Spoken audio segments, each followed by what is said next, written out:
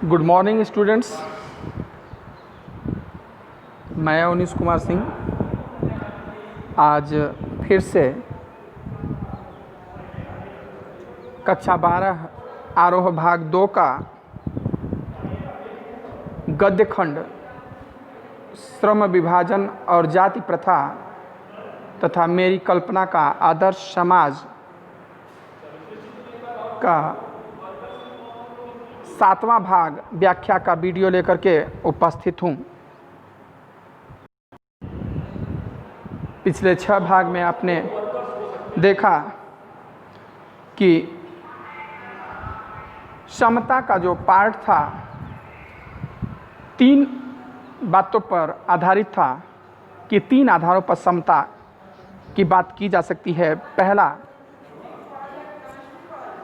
शारीरिक या वंशिकीय आनुवंशिकी जिसको हम कहते हैं। दूसरा, माता पिता या समाज से अर्जित यानी कि आर्थिक रूप से अमीर गरीब पढ़ा लिखा माता पिता किसी को मिलते हैं, किसी के माता पिता अनपढ़ मिलते हैं। कोई अमीर घर में पैदा होता है, कोई गरीब घर में पैदा होता है, किसी की सामाजिक स्थिति उच्च होती है, किसी की निम्न होती है। इस आधार पर समानता। तथा तीसरा सबसे महत्वपूर्ण तथ्य, व्यक्ति का खुद का प्रयत्न। व्यक्ति का खुद का प्रयत्न कहता है कि अगर हम किसी के प्रतिभा का आकलन जब करते हैं, इन तीनों श्रेणियों में रख करके व्यक्ति का प्रतिभा का आकलन करते हैं, तो निश्चित रूप से वो जो सामाजिक आर्थिक शैक्षणिक रूप से मजबूत परिवार से है, वो उस प्रतिभा में, उस कंपटीशन में विजयी हो जाएगा, निश्चित रूप से टॉप कर जाएगा। लेकिन अगर हम तीनों प्रकार के, तीनों कैटेगरी के लोगों को एक साथ एक समान व्यवहार करके, यानी कि एक समान सुविधाएं दे करके अगर हम आकलन करें, तो उनके व्यवहार का उत्तम आकलन किया जा सकता है। उनके व्यवहार का तब उत्तम आकलन किया जा सकता है। यहाँ तक हुआ था पिछले भाग में। अब है कि समता का औचित्य यही पर समाप्त नहीं होता, यानी कि समता जो समानता का जो उद्देश्य है, जो मकसद है, वो यहीं पे समाप्त नहीं हो जाता। इसका और भी आधार उपलब्ध है, और भी तथ्यों के आधार पर हम समता का वर्णन कर सकते हैं, व्याख्या कर सकते हैं। एक राजनीतिज्ञ पुरुष का बहुत ही बड़ा जनसंख्या से पाला पड़ता है। जो एक राजनेता होता है, नेता होता है, उसको बहुत लोगों से मिलना होता है। उसमें अमीर भी आते हैं, गरीब भी आते हैं, पागल भी आते हैं, बुद्धिमान भी आते हैं, सभी भी आते हैं। अपनी जनता से व्यवहार करते समय राजनीतिज्ञ के पास न तो इतना समय होता है और न प्रत्येक के विषय में इतनी जानकारी ही होती है, जिससे वह सबकी अलग अलग आवश्यकताओं तथा क्षमताओं के आधार पर वांछित व्यवहार अलग अलग कर सके। मैं किसी सभा में गया तो इतने लोग वहां आए, अब सबके बारे में तो जानता नहीं है।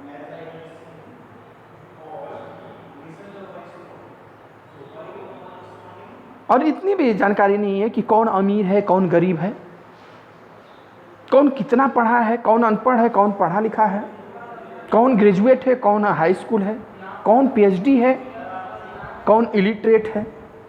ये सारी जानकारी होती तो भाई पीएचडी वाले की तरह पीएचडी की भाषा में बात करते, इलिटरेट वालों से इलिटरेट की भाषा में बात करते, अमीर से अमीर की भाषा में, गरीब से गरीब की तरह बात करते। लेकिन उनसे अलग अलग व्यवहार कैसे कर सके? अगर जानता तो कर लेता। वैसे भी आवश्यकताओं और क्षमताओं के आधार पर भिन्न व्यवहार कितना भी आवश्यक तथा औचित्यपूर्ण क्यों न हो, मानवता के दृष्टिकोण से समाज 2 वर्गों व श्रेणियों में नहीं बांटा जा सकता।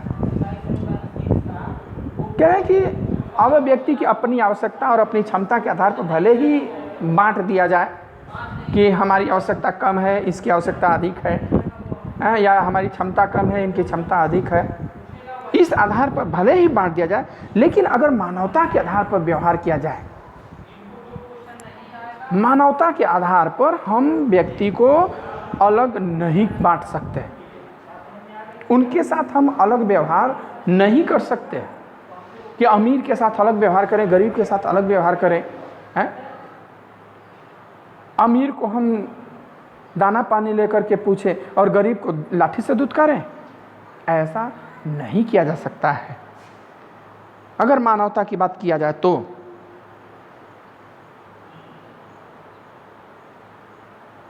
ऐसी स्थिति में राजनीतिज्ञ को अपने व्यवहार में एक व्यवहार्य सिद्धांत की आवश्यकता रहती है, और यह व्यवहार सिद्धांत यही होता है कि सब मनुष्यों के साथ समान व्यवहार किया जाए। राजनीति में क्या होता है, जब राजनीतिज्ञ जानता है कि यहाँ हम अगर कैटेगरी बांट करके बात करें तब तो उस हिसाब से बात कर सकता है। भाई हमें पीएचडी, यहाँ सभी पीएचडी स्कॉलर हैं, हमें उनसे बात करना है, तो उस भाषा का, उस लहजे का इस्तेमाल करना पड़ेगा। यहाँ सभी इलिटरेट हैं, अनपढ़ हैं, तो उनको उस भाषा का उस तरीके से लहजा इस्तेमाल करना पड़ता है। लेकिन ये पता नहीं है कि यहाँ कौन पीएचडी है, कौन अनपढ़ है, कौन अमीर है, कौन गरीब है, कौन ब्राह्मण है, कौन क्षत्रिय है? तो वहाँ एक ऐसे समान व्यवहार का आचरण करना होता है जो कि किसी को भी बुरा न लगे, चाहे वो अमीर हो चाहे वो गरीब हो।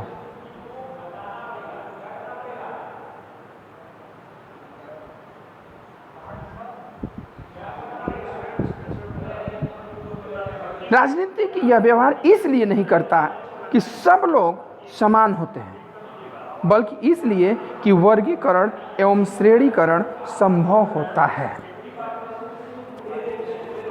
वो ये नहीं जानता कि सब लोग समान हैं, व्यवहार तो करता है, लेकिन वर्गीकरण और श्रेणीकरण, वर्गीकरण वर्ग के आधार पर लोगों को बांटना, अमीर वर्ग, गरीब वर्ग, शिक्षित वर्ग, अनपढ़ वर्ग, ये श्रेणी वर्ग, श्रेणीकरण, कई श्रेणियों में बांट देना। ये ग्रेजुएट श्रेणी है तो ये कॉलेज वाली श्रेणी है, ये अनपढ़ श्रेणी है तो ये पढ़े लिखों की श्रेणी है। तो वर्ग और श्रेणी वार कर देना संभव होता है। हम इस प्रकार से कैटेगरी बना सकते हैं कि चलिए भाई आज हम अमीरों से मिलेंगे और कल गरीबों से मिलेंगे, आज हम पढ़ो लिखों से मिलेंगे तो कल की सभा में हम अनपढ़ों से मिलेंगे। अब ऐसे करते हैं लोग व्यवहार। इस प्रकार समता यद्यपि काल्पनिक जगत की वस्तु है, कह रहे हैं कि फिर भी समता जो है अभी काल्पनिक जगत की वस्तु है, उस पर कल्पना ही किया जा सकता है कि हम सबको बराबर कर दें, लेकिन बराबर हो नहीं पाता है। फिर भी राजनीतिज्ञ को सभी परिस्थितियों को दृष्टि में रखते हुए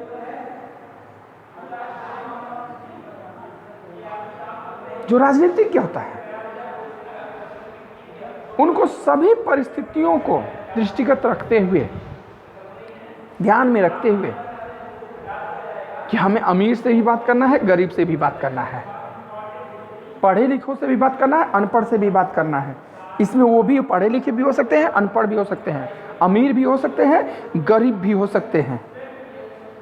इन सभी परिस्थितियों को ध्यान में रखते हुए उसके लिए यही मार्ग भी रहता है, समता वाला, जो कि एक व्यवहार सबके साथ किया जा सके, क्योंकि यही व्यवहारिक भी है और यही उसके व्यवहार की एकमात्र कसौटी भी है। समता का आधार, समता का जो नियम है, उसी पे व्यक्ति चल करके सबके साथ सामंजस्य बना सकता है, सबके साथ मिल करके चल सकता है। अगर हम ये चाहें कि हम अमीर के साथ रह लें, गरीब के साथ न चाहें, तो फिर आप चल नहीं पाएंगे। हम पढ़े लिखों के साथ ही रह लें, अनपढ़ों के साथ न जाएं, तो भी आप नहीं कारगर हो सकते, क्योंकि हर जगह हर व्यक्ति का महत्व है।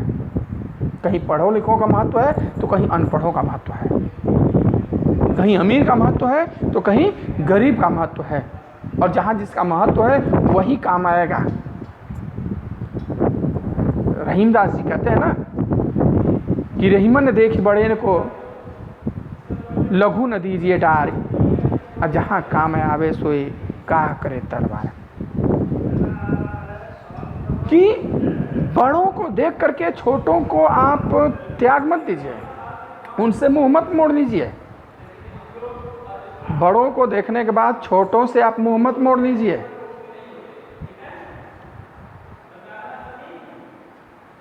क्योंकि जहाँ पर छोटे काम करेंगे, जहाँ पर सुई से काम होना है, वहाँ तलवार से आप काम नहीं कर सकते हैं। इसलिए हमें वही सर्वसाधारण व्यवहार करना चाहिए जो कि सर्व समाज को मान्य हो, जिससे कि किसी को ठेस न पहुँचे, किसी को पीड़ा न पहुँचे।